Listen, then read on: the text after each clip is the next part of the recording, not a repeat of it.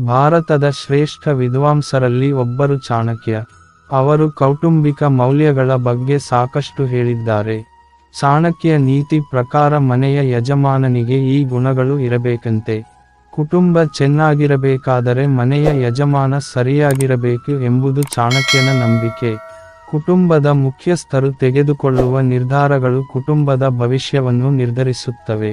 ನೀವು ಸರಿಯಾದ ನಿರ್ಧಾರಗಳನ್ನು ತೆಗೆದುಕೊಳ್ಳದಿದ್ದರೆ ನೀವು ಯಾವಾಗಲೂ ತೊಂದರೆಗಳನ್ನು ಎದುರಿಸಬೇಕಾಗುತ್ತದೆ. ಆರ್ಥಿಕ ಪರಿಸ್ಥಿತಿಯಿಂದ ಸಂಬಂಧದ ಮೌಲ್ಯಗಳವರೆಗೆ ಎಲ್ಲವೂ ಯಜಮಾನನ ಮೇಲೆ ಅವಲಂಬಿತವಾಗಿರುತ್ತದೆ. ಭಾರತದ ಶ್ರೇಷ್ಠ ವಿದ್ವಾಂಸರಲ್ಲಿ ಒಬ್ಬರು ಚಾಣಕ್ಯ. ಅವರು ಕೌಟುಂಬಿಕ ಮೌಲ್ಯಗಳ ಬಗ್ಗೆ ಸಾಕಷ್ಟು ಹೇಳಿದ್ದಾರೆ. ಚಾಣಕ್ಯ ತನ್ನ ತತ್ವಗಳ ಮೂಲಕ ಜನರನ್ನು ವಿಜಯದ ಹಾದಿಯಲ್ಲಿ ಮುನ್ನಡೆಸಿದ್ದಾರೆ. ಚಾಣಕ್ಯರ ನೀತಿಗಳು ಪ್ರಸ್ತುತ ಕಾಲದಲ್ಲೂ ಬಹಳ ಉಪಯುಕ್ತವಾಗಿವೆ. ಚಾಣಕ್ಯರ ಪ್ರಕಾರ ಕುಟುಂಬದ ಸಮೃದ್ಧಿಯು ಮನೆಯ ಮುಖ್ಯಸ್ಥನ ಮೇಲೆ ಅವಲಂಬಿತವಾಗಿರುತ್ತದೆ. ಮನೆಯ ಮಾಲೀಕರು ಬುದ್ಧಿವಂತರು ಮತ್ತು ಎಲ್ಲಾ ಸಂದರ್ಭಗಳನ್ನು ನಿಭಾಯಿಸಬಲ್ಲವರು ಆಗಿರಬೇಕು.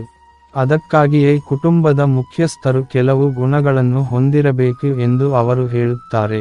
ಆಚಾರ್ಯ ಚಾಣಕ್ಯರ ಪ್ರಕಾರ ಮನೆ ಮಾಲೀಕರು ಹಣ ಉಳಿಸುವ ಗುಣ ಹೊಂದಿರಬೇಕು. ಆಗ ಕುಟುಂಬಕ್ಕೆ ಹಣದ ಕೊರತೆ ಇರುವುದಿಲ್ಲ. ಭವಿಷ್ಯದಲ್ಲಿ ಕಷ್ಟಗಳು ಎದುರಾದಾಗ ಯಾರೂ ಸಹಾಯ ಕೇಳದಂತೆ ಹಣವನ್ನು ಹೊಂದಿಸುವುದು ಕುಟುಂಬದ ಮುಖ್ಯಸ್ಥರ ಜವಾಬ್ದಾರಿಯಾಗಿದೆ. ಅದಕ್ಕಾಗಿಯೇ ಮನೆಯ ದೊಡ್ಡ ಖರ್ಚುಗಳನ್ನು ನಿಯಂತ್ರಣದಲ್ಲಿಟ್ಟುಕೊಳ್ಳಬೇಕು. ನಿಮಗೆ ಯಾವುದೇ ರೀತಿಯ ಅಗತ್ಯವಿದ್ದರೂ ಅದಕ್ಕೆ ಎಷ್ಟು ಹಣ ಖರ್ಚಾಗುತ್ತದೆ ಎಂದು ಲೆಕ್ಕ ಹಾಕಬೇಕು. ಮನ ಬಂದಂತೆ ಹಣ ದುಂದು ವೆಚ್ಚ ಮಾಡಬಾರದು. ಮನೆಯ ಆದಾಯಕ್ಕೆ ಅನುಗುಣವಾಗಿ ಮನೆಯನ್ನು ನಿರ್ವಹಿಸುವುದು ಮನೆಯ ಮುಖ್ಯಸ್ಥನ ಜವಾಬ್ದಾರಿಯಾಗಿದೆ. ಅನಗತ್ಯ ವೆಚ್ಚಗಳನ್ನು ನಿಯಂತ್ರಣದಲ್ಲಿಟ್ಟುಕೊಳ್ಳಬೇಕು. ಇಲ್ಲದಿದ್ದರೆ ನೀವು ಆರ್ಥಿಕ ಬಿಕ್ಕಟ್ಟಿಗೆ ಸಿಲುಕಬೇಕಾಗಬಹುದು. ವೆಚ್ಚವನ್ನು ಕಟ್ಟುನಿಟ್ಟಾಗಿ ನಿಯಂತ್ರಿಸಬೇಕು. ಅವಿಭಕ್ತ ಕುಟುಂಬದಲ್ಲಿ ವಾಸಿಸುವವರು ಈ ವಿಷಯವನ್ನು ಕಟ್ಟುನಿಟ್ಟಾಗಿ ಪಾಲಿಸಬೇಕು. ಅಗತ್ಯಕ್ಕಿಂತ ಹೆಚ್ಚು ಖರ್ಚು ಮಾಡಿದರೆ ಮುಂದೆ ಸಮಸ್ಯೆ ಎದುರಿಸಬೇಕಾಗುತ್ತದೆ. ಮನೆಯಲ್ಲಿ ಶಿಸ್ತುಬದ್ಧ, ಶಾಂತಿಯುತ, ಕುಶಿತ ವಾತಾವರಣವನ್ನು ಕಾಪಾಡಿಕೊಳ್ಳಲು ಯಜಮಾನನು ಸರಿಯಾದ ನಿರ್ಧಾರಗಳನ್ನು ತೆಗೆದುಕೊಳ್ಳಬೇಕು. ಮನೆಯ ಮುಖ್ಯಸ್ಥರೇ ನಿರ್ಧಾರ ಕೈಗೊಂಡು ಅದನ್ನು ಪಾಲಿಸದಿದ್ದರೆ ಕುಟುಂಬದ ಉಳಿದ ಸದಸ್ಯರು ತಲೆಕೆಡಿಸಿಕೊಳ್ಳುವುದಿಲ್ಲ.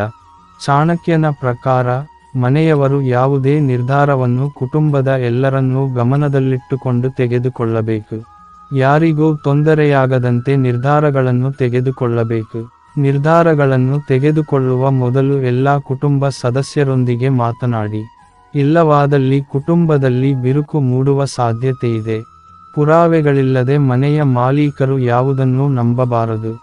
ಯಾವುದೇ ಸುದ್ದಿಯನ್ನು ನಂಬುವ ಮೊದಲು ಪ್ರಮಾಣಿಸಿ ನೋಡಬೇಕು. ಮನೆಯಲ್ಲಿ ಯಾವುದಾದರೂ ಕಾರಣಕ್ಕೆ ಜಗಳವಾದರೆ ಎಲ್ಲಾ ದೃಷ್ಟಿಕೋನಗಳಿಂದಲೂ ನೋಡಿ ಸಮಸ್ಯೆಯನ್ನು ಪರಿಹರಿಸಲು ಪ್ರಯತ್ನಿಸಬೇಕು.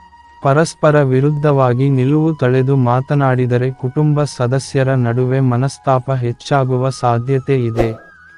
ಗದರಿಸುವುದೇ ನಿಮ್ಮ ಕೆಲಸವಲ್ಲ, ಅವರನ್ನು ತಿದ್ದುವ ಗುಣ ನಿಮ್ಮದಾಗಿರಬೇಕು.